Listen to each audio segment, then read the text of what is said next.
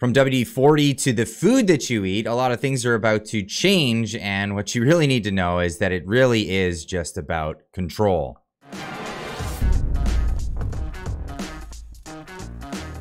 Now, after yesterday's video, this whole topic went viral. The WD-40 company made a response to the statement about WD-40 being banned.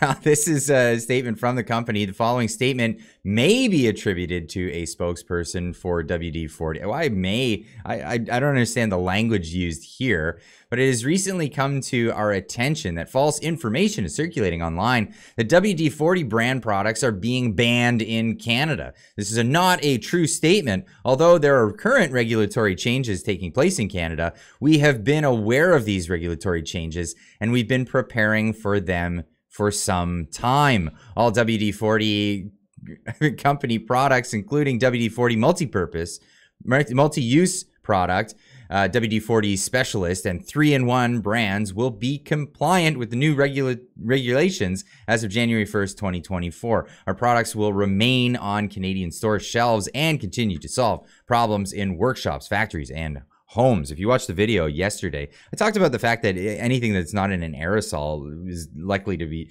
unchanged, and that's really the fact of the matter. But what is part of this is the whole cap and trade system. This is really interesting. Now, if you go back to the history of WD-40 and what it actually is, the name WD-40 comes from water displacement 40th attempt. This is the formula that came from, this is the original formula, by the way, the original formula for this product. Now, it's the brand now, so the product is likely not the same and likely won't be the same because the regulation will cause them to have to either change the formulation of it or pay a lot of money. And this gets into the cap and trade system that they're actually bringing in here. This is a volatile compliance unit trading system in this whole VOC regulation that's coming into play here. Now, what does this mean? Either they change the formula and your weasel piss will now become a little bit more on the piss side than the weasel side, or they'll have to pay more money to make it available through this trade system, which is just, it's another shakedown, another government shakedown that just makes everything more expensive in Canada, as we've seen. Now, a person manufactures or imports a product that belongs to a product category set out in column A, which is the regulation. If you fall under this regulation, you have more than 10% by weight volume of these volatile organic compounds, then you have a couple of choices here. Generate compliance units in accordance with Section 11 in respect to the formulated products for which they have elected to participate in the compliance unit trading system. What is this? What is this all about? Transfer units, unused compliance units to another person in accordance with Section 12. This sounds a lot like carbon credits, doesn't it? It sounds like cap and trade. It sounds like all of these things that we've seen throughout history. Another example would be indulgences that you would pay to the local papistry or your local bishop for all the sins that you've committed. You know, this is something that came about, I think it was the 15th century from the Catholic Church. Yeah, it's another scam system to just get more money out of you, and that's really what a lot of this is. So yeah, of course, WD-40 coming out and saying, yes, we're going to totally be compliant with this. Well, yeah, it's just going to cost you more money at the end of the day if the product is the same, but largely non-aerosols will likely be unchanged. Brake Clean is the one that a lot of people are more concerned about. And yeah, they'll eventually be able to produce these things, but through this offset trading system, they're gonna have a lot of trouble keeping the price down and making things affordable. This is just another thing that's just gonna make things less affordable for everything, for everyone in Canada. Now, this regulation, as I pointed out yesterday, is it's only subject to the consumers here in Canada. So you could actually be a manufacturer of these products, but if they're manufactured for export only, then you don't have to worry about it. You can still make your products in Canada that will be regulated here in Canada, but you can sell it to other places in the world. So much for this being a global issue. Now, this came to my attention. I really, really like the communications that take place in the comment section down below, as well as on social media. Over on Twitter, I had this post here. God forbid 10% VOCs, as we have plans flying all over the world, bringing peaches from South America to Asia to get picked, then to North America to be sold.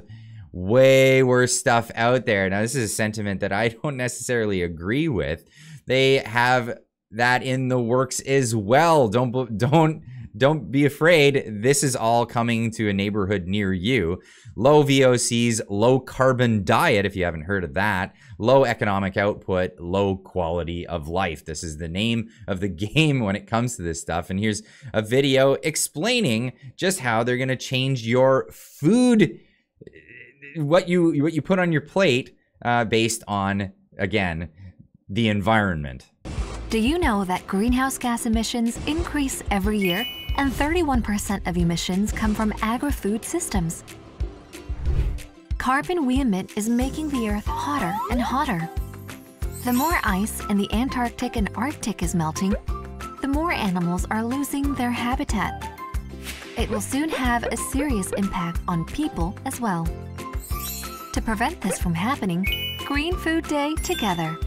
Produce low-carbon, eco-friendly certified agricultural products through reducing fertilizers, pesticides, agricultural materials, and energy. Use eco-friendly packaging and reduce waste generated in the processing. Consume local food to reduce food mileage, the distance between where the food is grown to where it is eaten. Make just enough to consume and eat it up to minimize food waste. Let's keep the Earth healthy with a low-carbon diet. Low Carbon Diet Campaign Green Food Day is with you to protect the world where everyone lives together. They made regulation look so cute and bubbly in that video, but this is a sentiment that's been going around for some time, and it's been pushed by, you know, things like the World Economic Forum and whatnot. But here's a clip from Piers Morgan where he's arguing with a vegan about what it costs to be in the vegan diet, and he's unbelievably actually on her side about this and doesn't even realize this as he's trying to argue why you shouldn't have your avocado and toast. You can all be as hangry as you like and not have meat. I don't believe in the science of a strictly vegan diet. If vegan diets worked, a lot of animals wouldn't eat other animals. Do you believe in the climate crisis? Yes. Well, the animal agriculture, farming and fishing is a leading cause of the climate crisis. You know what's also a leading cause of climate crisis? Planes which carry vast amounts of your avocados and your almonds from California and fly them thousands of miles to your table here in your vegan cafes. And then they also go in trucks. And that is an environmental hazard too. So you're not only are you killing billions of bees, you're destroying the planet. And yet you have the brass neck to sit here in between munching your almonds and your avocados and start preaching to me about how virtuous you are about not killing animals and saving the planet. I'm like, hang on, you're destroying the planet and you're killing billions of bees. Okay, he doesn't let her respond, by the way. If you watch the clip, I can leave a link in the description down below. But this is what they're saying. Global greenhouse gas emissions from food production. Well, actually, it's 2%, 26% of all global greenhouse gas emissions are food, and the supply chain part of it is 18% of that 26%. So very, very tiny part of this. But this is like the way of our way of life. This is our diet. This is, they really want to reduce all of the great things that we have available to us. But of course, you know, just like we need to reduce all of these things, you're not going to see, we're not allowed to travel, we're not allowed to do this stuff. You're not going to see the elites complying to this. No, this is for the plebeians. All of you plebeians out there, you get to follow this new low carbon diet. What is the low carbon diet? A low carbon diet is an eco-friendly diet consisting of foods that leave minimal carbon footprint. The goal of the diet is to reduce the total greenhouse gas emissions produced by the food of which a person eats, choosing a low-carbon diet can be an effective way to combat climate change. You may not think your food has much impact on global warming, but in reality, the food industry has an undeniable impact on the environment. A 2018 study carried out researchers at Cambridge University found 26% of global greenhouse gas emissions are related to the food industry. This is equal to approximately 13.7 billion metric tons of carbon dioxide. And we went over that. 26% of that, which in the video, they said higher number. I think it was 31%, but now it's 26%. And then again, the supply chain part of that is only 18%. Livestock and fisheries are 31%. Crop production is 27%. We need to have some sort of yield in this where we got to say, hey, some global greenhouse gas emissions are just going to happen. We live. We are gonna live. Like, this is a thing. Oh, but they don't want to let any of these things go. Now, 5 countries prioritizing low carbon plant forward national food policy, written in this article here by greenqueen.com. Now, getting into this, national decarbonization plans require a focus on food related greenhouse gas emissions, and the 5 countries that have put plant forward diets front and center of domestic climate policy. Wow, yeah, we've all joked about the cow farts leading to global warming. These people are serious. These people are serious, and they're serious about implementing this and, well, destroying nations. We saw what happened with Sri Lanka in recent years, thanks to the World Economic Forum and what they helped push or usher in there. It's really helped China with their plans, as they have come in and helped them after their economic downturn, of course, coming in and just buying land and buying things from these farmers that have been impoverished. China recognizes that an alternative protein key for national food security. Oh, wow, China's on this. Denmark, 2021 dietary guidelines push forward increasing low-carbon foods and decreasing meat and dairy products. Ooh, wow. Germany's Minister of Food and Agriculture Strategy makes plant-based diet focus of national nutrition strategy. Didn't they just turn off all their nuclear power plants to go with renewables, and now they're cutting their forests down because they're too cold in the winter?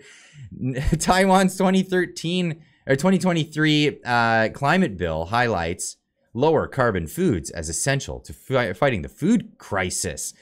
And Dutch national protein strategy includes financial incentives for alternative proteins. How did that work out? Well, it worked out that the farmers ended up taking over their government in the Netherlands, and they ousted their prime minister, probably largely over domestic policies like this. But hey, you know, the World Economic Forum is looking out for you, and they have their own alternatives for proteins that you will have on your plate moving forward. We've all seen this with the cricket manufacturing production going way up in Canada. Lots of money being put into alternative proteins. But you have to ask yourself, will you eat the bugs and will you be happy? Now, to denote this whole policy, I introduced my new shirt on the store. If you want to help out the channel, this is a great way to do so. Go and check out the new ecological, not environmental t-shirt. Tell everybody that, you know, you do care about the environment. You're not against the environment, but let's do this in a smart way. Let's not do this like some of the mental midgets out there with their environmental policy that's just going to throw us into poverty and impoverish us completely as a nation. So go over, check this out. It's on the store, and help support the channel. But this is, I'm going to leave this question up to you guys. Like, for such a small reduction in greenhouse gas emissions, whether you believe that man-made global warming, the anthropogenic global warming, the global boiling, as they're calling it now, the era of global boiling is happening.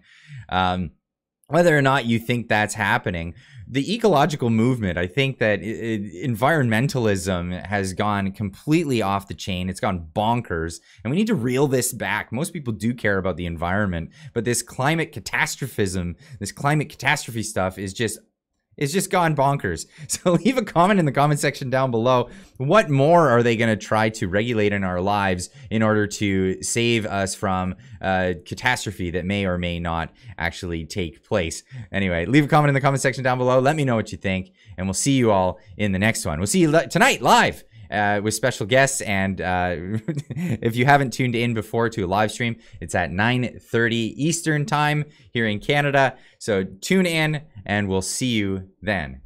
Keep on trucking.